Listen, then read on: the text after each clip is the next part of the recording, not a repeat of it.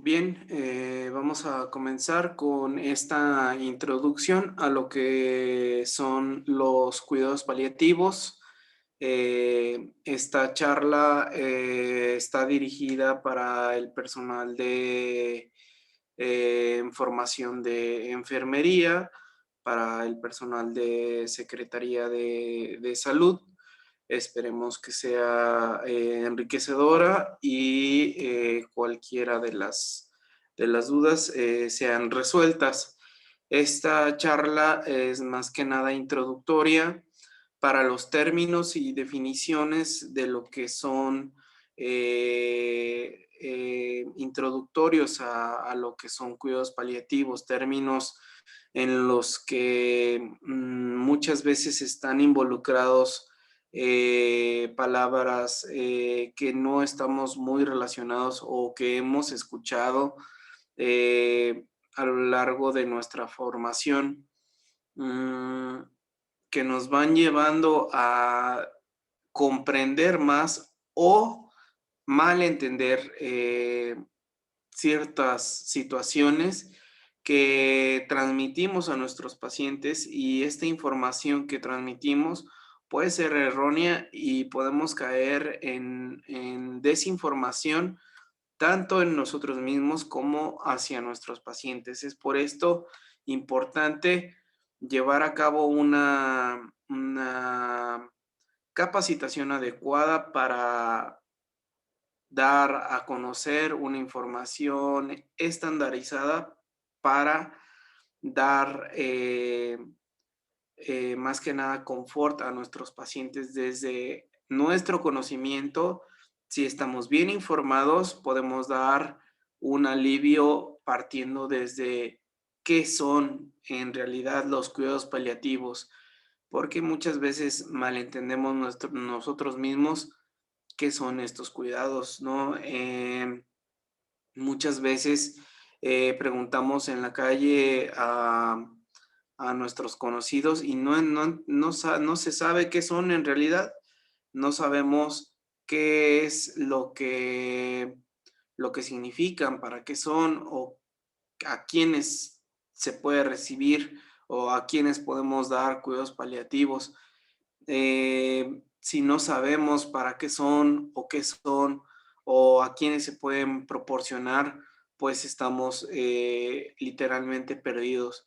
Y así como en el proceso de pandemia en el que vivimos, si no estamos estandarizados y si no tenemos un conocimiento adecuado acerca de a quién se debe vacunar, por qué es necesaria la vacuna, qué es COVID, si no tenemos todos estos procesos estandarizados de conocimiento, pues estamos perdidos en qué es lo que debemos de hacer, ¿no? Asimismo, con todo lo que hacemos en la práctica diaria. Y es por esto importante esta charla. Es por esto que la OMS nos define qué son los cuidados paliativos. Más que un cuidado, pues es una atención. Cuidado, pues parte de nuestra rama compañera y nuestra rama fuerte, que es nuestra base, que son nuestros compañeros de enfermería. Por eso se les ha denominado y se les ha llamado cuidados, porque ellos imparten un cuidado más que ser una rama o una ciencia o una especialidad como tal. Eh, si se fijan, nosotros como médicos somos especialistas en medicina paliativa, pero la OMS define específicamente qué es un cuidado, qué es un cuidado paliativo. eh, Engloba o define que es otra manera de ver que viene siendo un enfoque. Un enfoque es otra perspectiva o otra manera de ver a la medicina o a lo que estamos acostumbrados a realizar nosotros como personal de salud. tanto psicología como trabajo social, como nutrición, como medicina, como enfermería, todo el equipo de personal de salud, nuestro enfoque siempre ha sido mejorar la salud. Y aquí el enfoque va a tratar de mejorar la calidad de vida. Obviamente, si mejoramos la salud, vamos a mejorar la calidad de vida, pero muchas veces esto no es posible. Muchas veces no vamos a mejorar como tal al 100% la salud. Es por esto que si no puedes mejorar la salud o curar a un paciente, lo que vamos a buscar va a ser mejorar la calidad de vida. Más adelante vamos a detallar qué es la calidad de vida.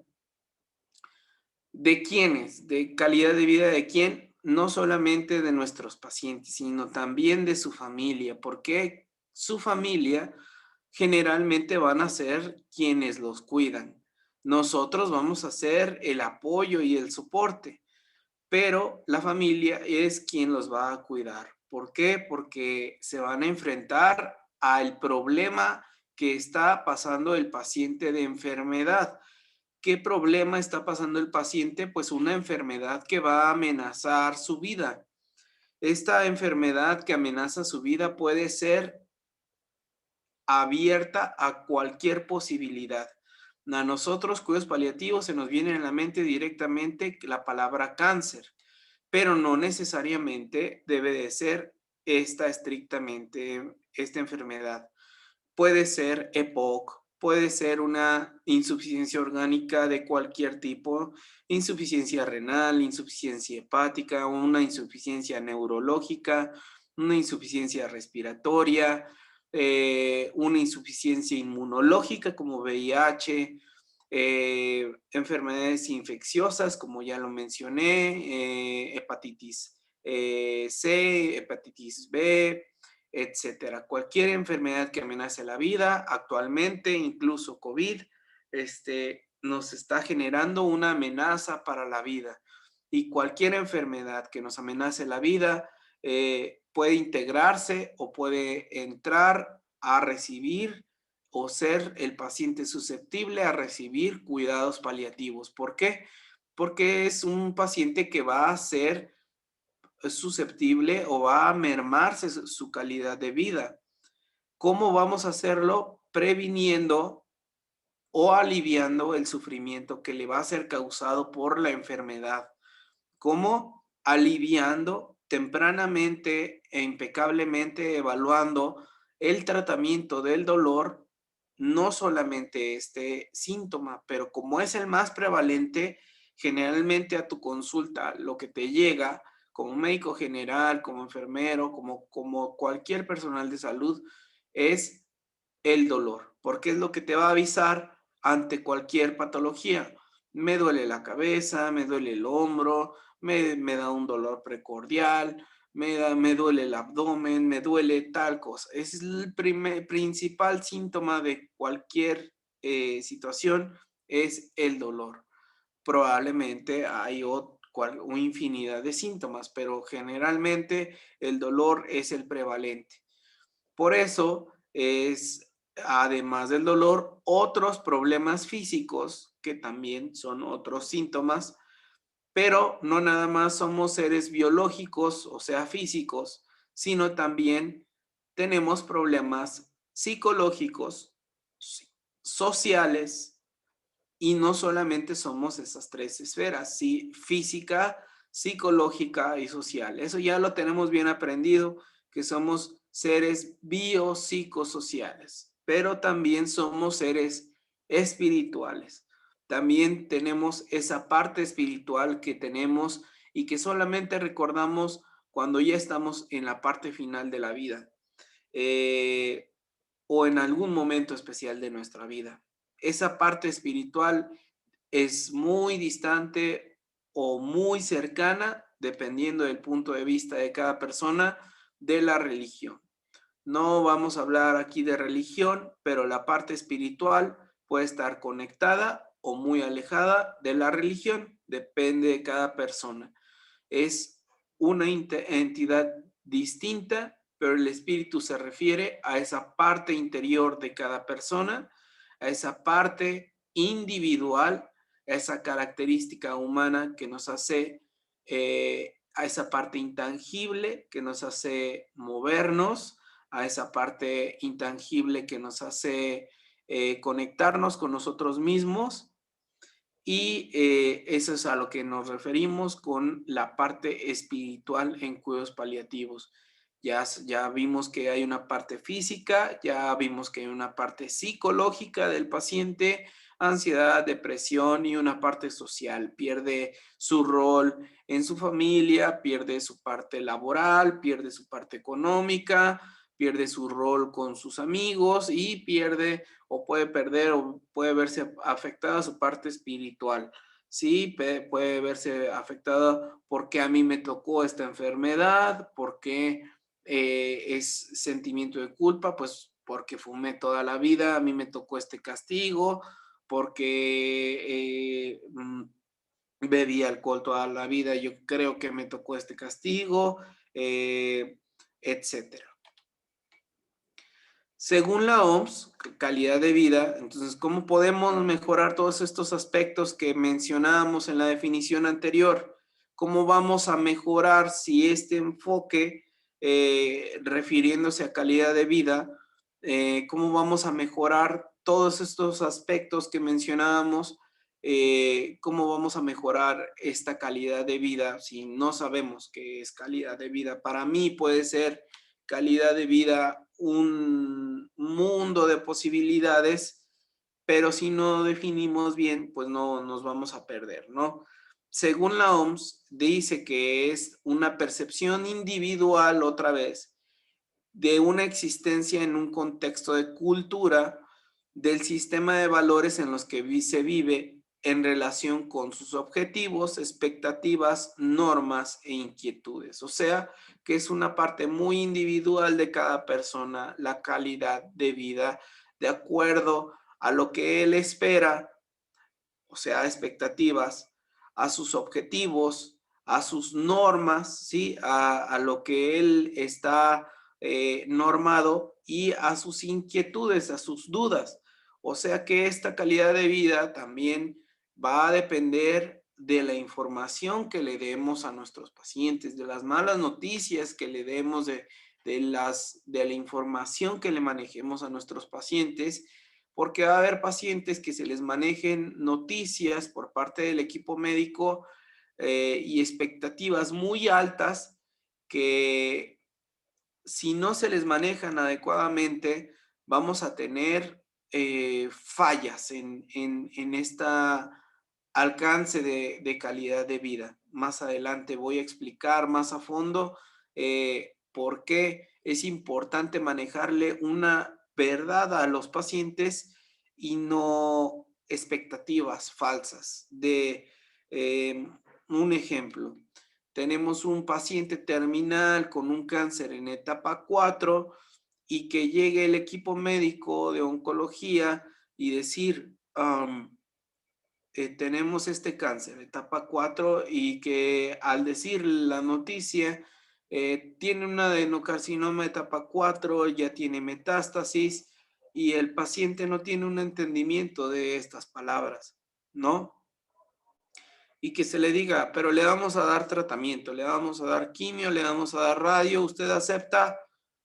Sí, doctor, pero ¿qué significa eso? Usted no se preocupe, le vamos a dar tratamiento para su enfermedad y usted se va a poner mejor. Usted échele ganas y va a ver que se va a poner mejor. Usted coma bien, échele ganas y todo depende de usted. Usted es un guerrero. Entonces el paciente se va a su casa con la mentalidad de que es un guerrero, de que tiene que comer bien, de que le tiene que echar ganas y de que eso depende su recuperación.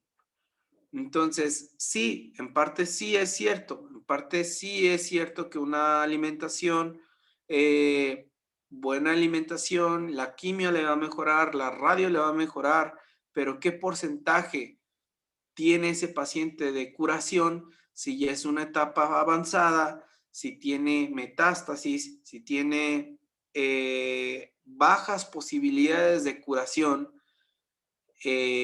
la quimio le va a afectar, el paciente tiene cierta pensamiento de que se va a curar porque se le dijo que de él dependía la curación, ¿no?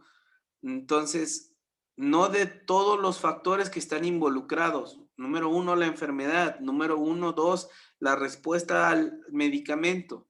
Número tres, el avance de la enfermedad. Entonces, son informaciones tergiversadas que afectan a la larga esta calidad de vida. Entonces, esas normas y esas inquietudes que no quedan claramente asentadas, claramente aclaradas, valga la redundancia, eh, es lo que nos afecta a la calidad de vida. Entonces, cuando tú tratas los síntomas de la quimio, los síntomas del cáncer, se te pregunta, ¿por qué no me estoy aliviando? ¿Por qué no me estoy curando? Si me dijeron que comiendo bien, que echándole ganas, yo me iba a curar, ¿no? Y es una calidad de vida que jamás vas a alcanzar por esa esperanza falsa que se les dio en un inicio.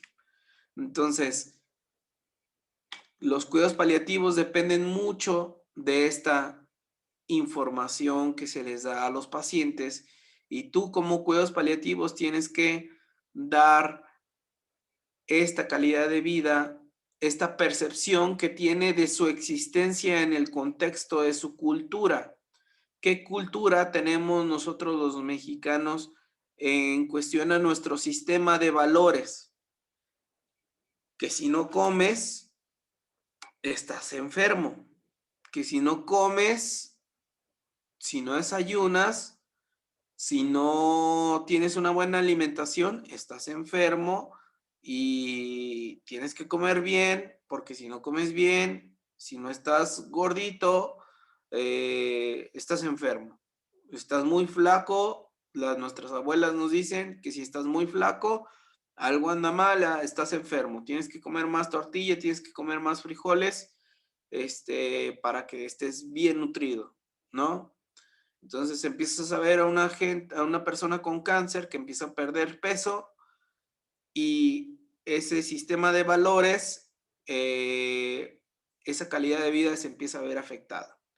Regresando a la calidad de vida, este contexto de cultura tan individual puede ser que para un atleta de alto rendimiento su sistema de normas y objetivos sean ser una medalla olímpica, ¿no? Esa calidad de vida es una expectativa muy alta, ¿no? Eh, Quítale esa esfera de ser un atleta de alto rendimiento, su calidad de vida va a bajar muchísimo, ¿no? Porque si sufre una lesión y tiene que ser operado y le tienes que decir, no puedes volver a correr más, esa calidad de vida va a bajar. Pero tienes salud, puedes volver a caminar, puedes rehabilitarte, sí, pero ya no voy a poder volver a correr, esa calidad de vida va a bajar muchísimo. Lo mismo para un científico, lo mismo para un músico, lo mismo para cualquiera de nosotros. Depende de ese factor individual y de acuerdo a la existencia. Ese conjunto de esferas lo podemos definir y contextualizar en que la calidad de vida es un estado de satisfacción en general en los diversos aspectos de la vida. Puede ser que para una persona indigente, él tenga una buena calidad de vida porque pueda agradecer que ese día se le dieron 20 pesos, pudo haber comprado de comer, pudo haber tenido un lugar en donde dormir y pudo haber pasado el día tranquilo y agradecer que pudo haber tenido comida, pudo haber tenido techo en donde dormir. Y para él eso fue un buen día y ese día pudo haber tenido una buena calidad de vida. Ese es el contexto de su existencia, de su cultura, de su objetivo y de su expectativa de ese día. Y vive al día. Entonces, esa su inquietud fue al día. Esa es la variabilidad de la calidad de vida. Calidad de vida no es ser óptimo, no es ser rico, no es ser exitoso. Calidad de vida va a variar día con día con respecto a nuestras necesidades, valores, objetivos, expectativas, normas e inquietudes. Sufrimiento está muy relacionado con dolor, con sufrimiento emocional, con sufrimiento social, espiritual, físico. En general, las personas con este sufrimiento, más que redundar en lo que es sufrimiento, es una amenaza a nuestra integridad física o espiritual. Es una transgresión a nuestra integridad, a una amenaza que puede ser vista como una transgresión a esta integridad que nosotros sentimos como segura. Eso es lo que se define o pudiera transmitirse como sufrimiento. Los pacientes lo pueden transmitir como miedo, tristeza, depresión, ansiedad, sentirse solos, incapaces de enfrentar su vida diaria por causa de una enfermedad como cáncer y pueden tener problemas ante su diagnóstico, los síntomas, el tratamiento y se transmite o se le puede llamar también como distrés, estrés patológico o malestar. Claro, obviamente porque se transgrede esto como estrés patológico o malestar. Ahora vamos con, como tal, como la definición de una enfermedad terminal. Un enfermo terminal, según la OMS y la SECPAL, que es la Sociedad Española de Cuidados Paliativos, un enfermo en fase terminal tiene que cumplir ciertos criterios, pero no son determinantes. No son determinantes porque un enfermo terminal puede ser muy variable y hay líneas muy delgadas para esto. Un enfermo terminal es aquel que, en primer lugar, no tiene un tratamiento curativo y o puede que no tenga capacidad para retrasar la evolución de la enfermedad, y en este rubro entran muchas enfermedades. La artritis reumatoide, ya hay tratamientos que pueden detener la progresión de la enfermedad.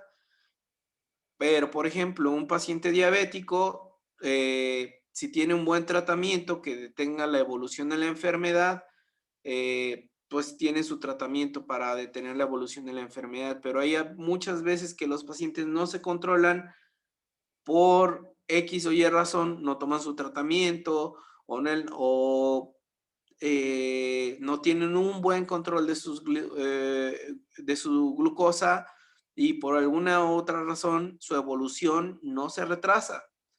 Entonces, esto conlleva a que la enfermedad avance más rápidamente y esto conlleva a la muerte en un tiempo variable, ¿no? Esta evolución de la enfermedad generalmente lleva a la muerte en un tiempo inferior a 6 meses, ¿no? De acuerdo a los criterios de la enfermedad propia.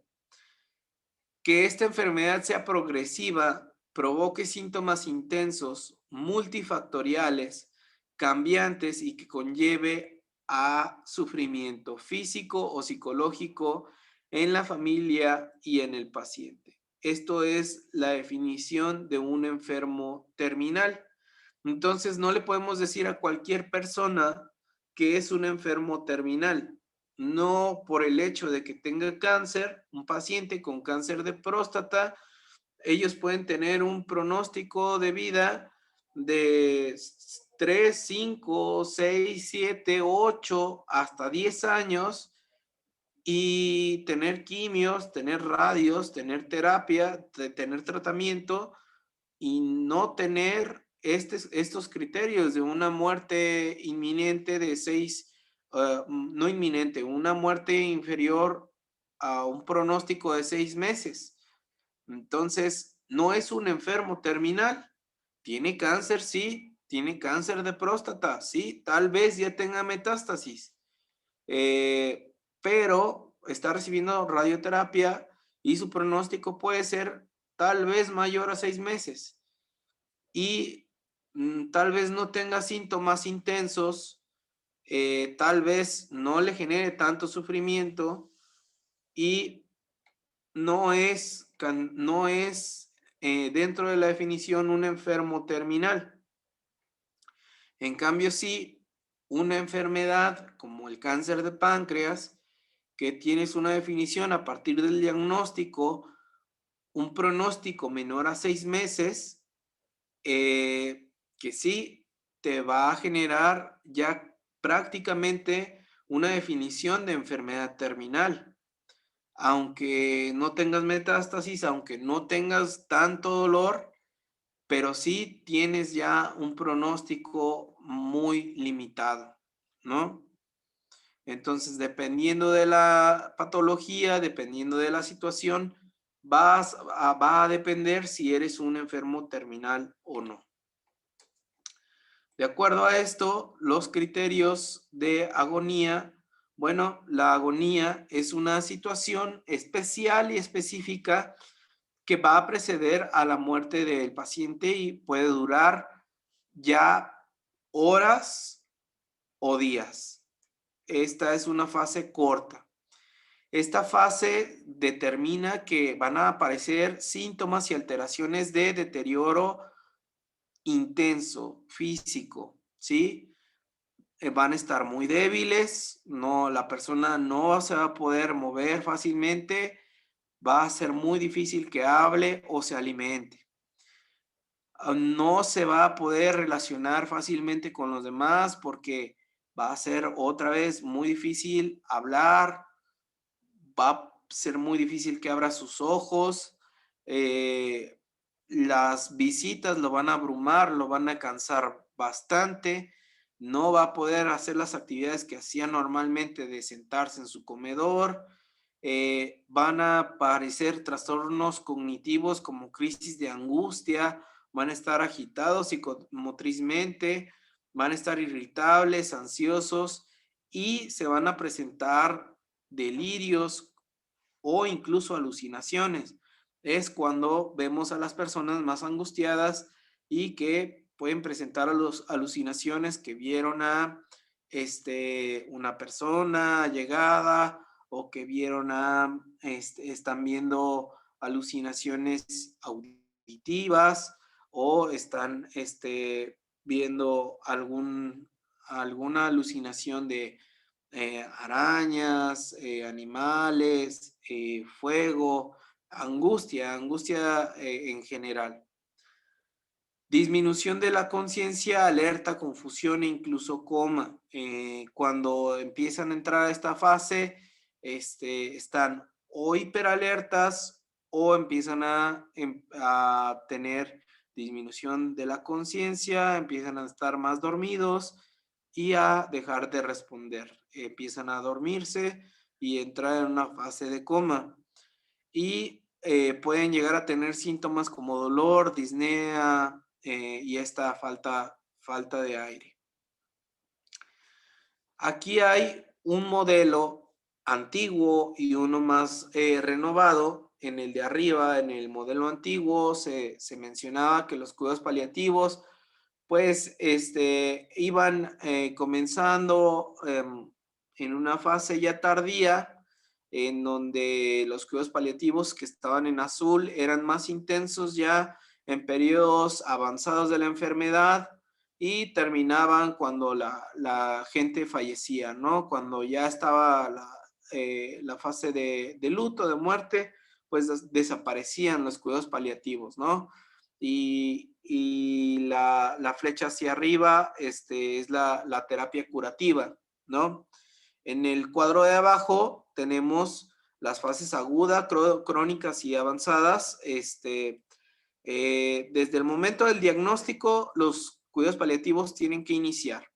Los cuidados paliativos tienen que iniciar y estas tablas son un tanto rectas, burdas, porque hay cuidados paliativos pediátricos, cuidados paliativos normales, geriátricos, y puede ser que en los cuidados paliativos esto o pediátricos no aplique porque puede ser que un niño empiece con síntomas de dolor iniciales y que los cuidados paliativos se necesiten en una fase temprana muy intensos para aliviar el dolor y que empecemos muy fuertes en la etapa inicial del diagnóstico, después bajemos y que se llegue a una fase de alivio y de recuperación y que el paciente pediátrico se cure y lleguemos a una fase de curación. No necesariamente tiene que morir el paciente, vaya, pero en un adulto pues es más común que se llegue a una fase de muerte. Entonces,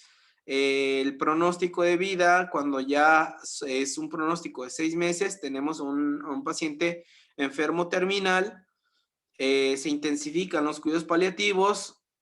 Cuando ya se amenaza la vida y está en un proceso agónico, cambiamos a una fase naranja, una fase más intensa, en donde se recomienda que se entre un hospice a unos cuidados más avanzados y cosa que aquí en México carecemos de hospice, no hay una atención de como tal específica como hospice, como tal, eh, y una línea que divide cuando está la muerte del paciente. Aún así los cuidados paliativos no terminan porque hay fases de duelo en donde el equipo de psicología, el equipo de cuidados paliativos sigue a pesar de eso, en caso de que la familia requiera y necesite el apoyo después del duelo, cuando sea necesario, ¿sale? Podemos dividir en dos grupos principales la atención de los cuidados paliativos, en pacientes que son oncológicos y en las enfermedades que no son oncológicas.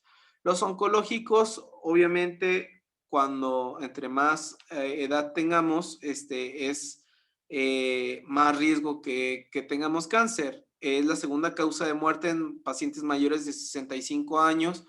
En pacientes mayores de 65 años, las causas cardíacas siguen siendo las primeras. Los infartos aquí en México siguen siendo la primera causa de muerte.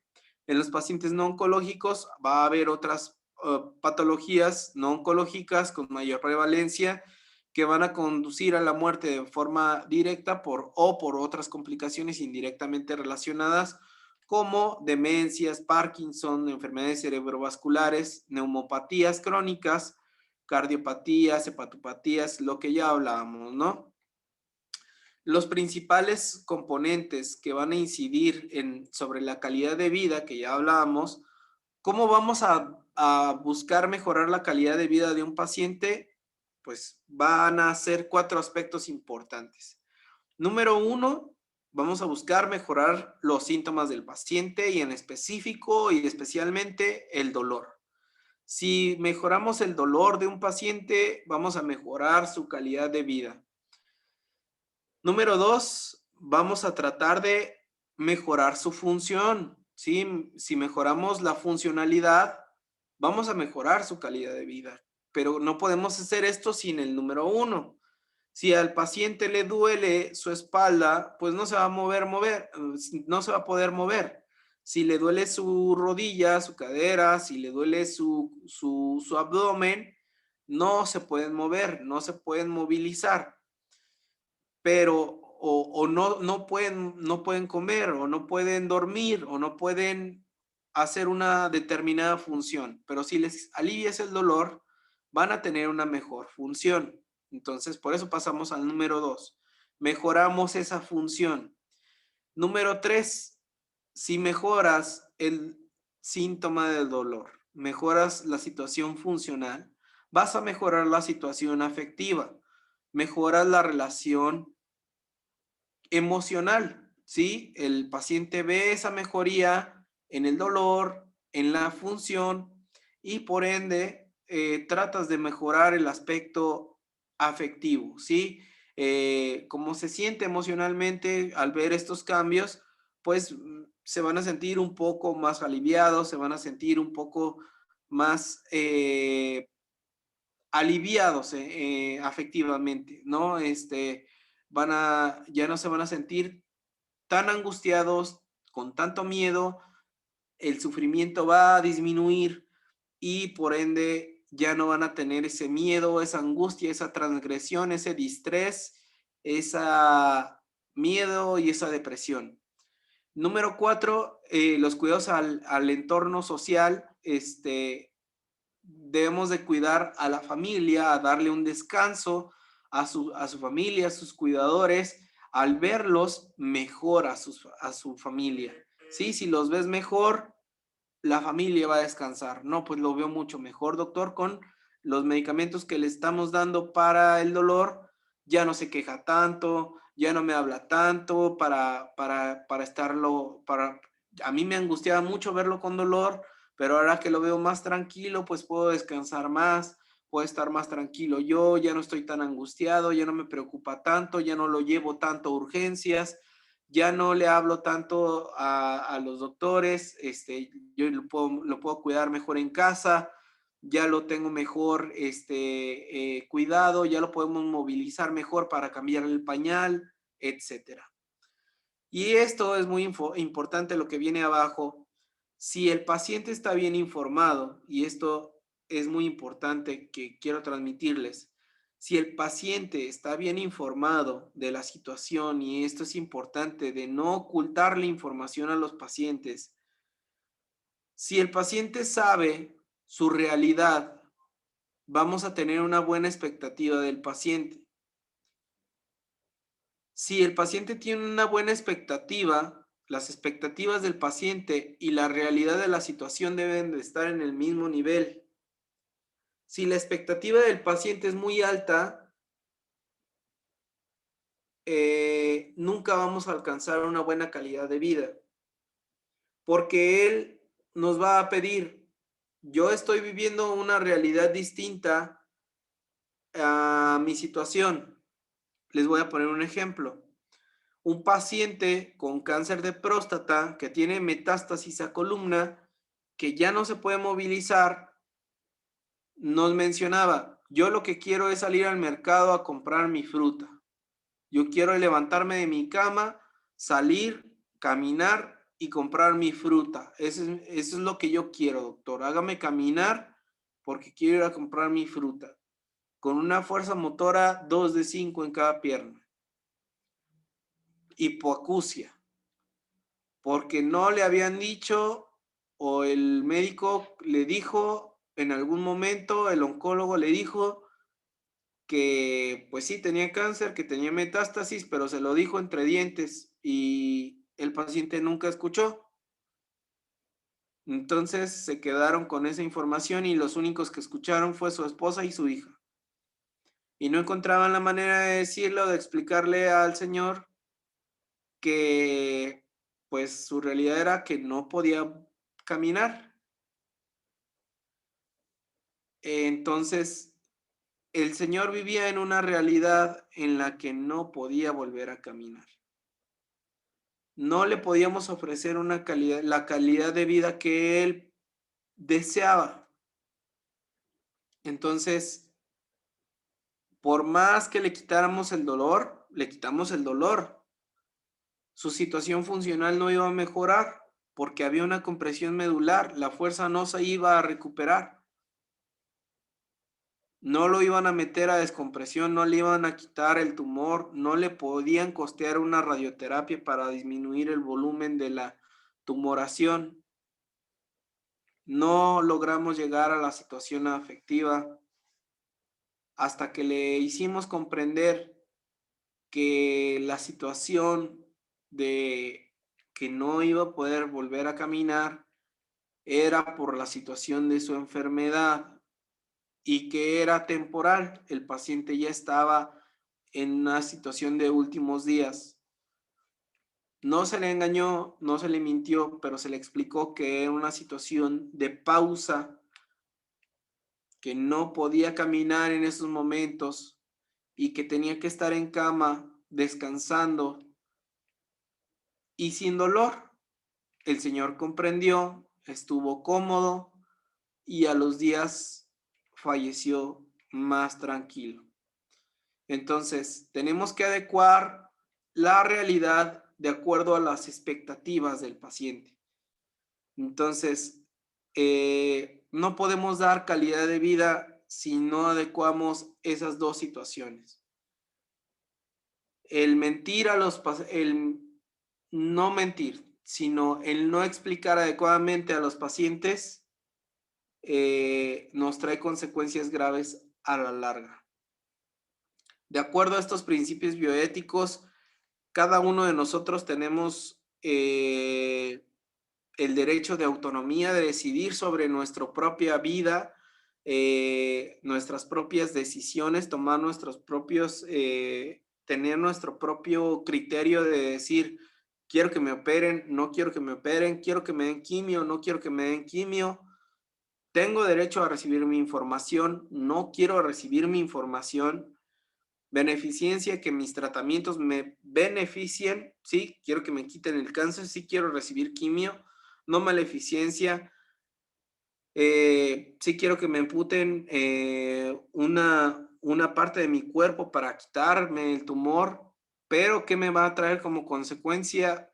Ya no voy a poder comer, o sí quiero que me pongan gastrostomía, pero ya no voy a poder comer, o sí quiero que me transfundan, pero me van a tener que estar transfundiendo cada semana, y eso qué consecuencias me va a traer. Me va a traer más daño que beneficio a la larga. Eso es no maleficencia, ¿sí? Tus tratamientos le van a generar más daño a corto, mediano o largo plazo a tu paciente. Riesgo-beneficio y justicia. Cada paciente debe recibir lo que merece en cuestión a los derechos de los pacientes, del médico. Eso se refiere con la justicia. Debemos de proporcionar un cuidado holístico, debemos de dar apoyo espiritual, psicológico y físico. ¿Y por qué los cuidados paliativos para las personas son una prioridad para la salud pública? Bueno, los principios de la medicina paliativa debemos de dar los síntomas deben de evaluarse de forma rutinaria y eficaz. Las decisiones sobre los tratamientos deben de tratarse de una manera ética. Los cuidados paliativos se deben de brindar a través de un equipo interdisciplinario, ¿sí? No somos multi, somos interdisciplinarios. Debemos de coordinar y garantizar la continuidad de la atención, no abandonar al paciente y decirle, ¿sabe qué? Ya no podemos hacer nada más por usted. Adiós, nos deslindamos del caso. Morir es una parte natural de la vida y la calidad de vida es un aspecto clínico central de nosotros.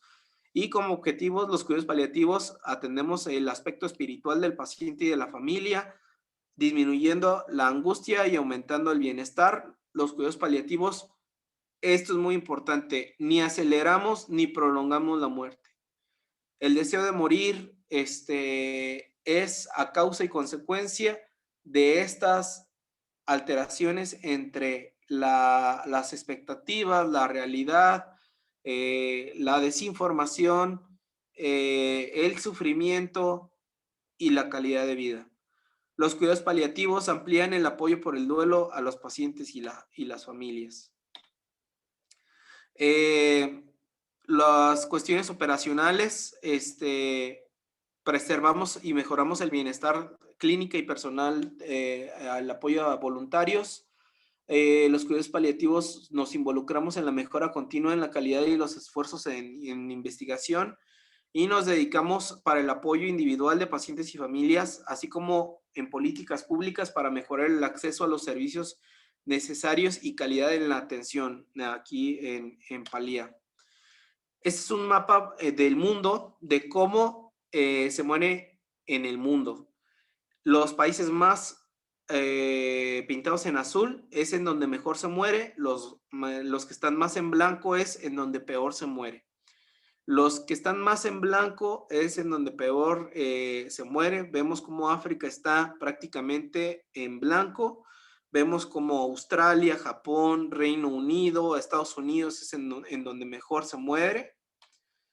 Vemos como Reino Unido es el país número 1, Estados Unidos es el 9, Australia es el número 2, y vemos cómo estamos nosotros entre de 83 países que se midieron. México es el número 43 y uno de nuestros referentes, España, es el número 23. Entonces, ¿qué se necesita para tener una buena calidad de cuidados paliativos en un país?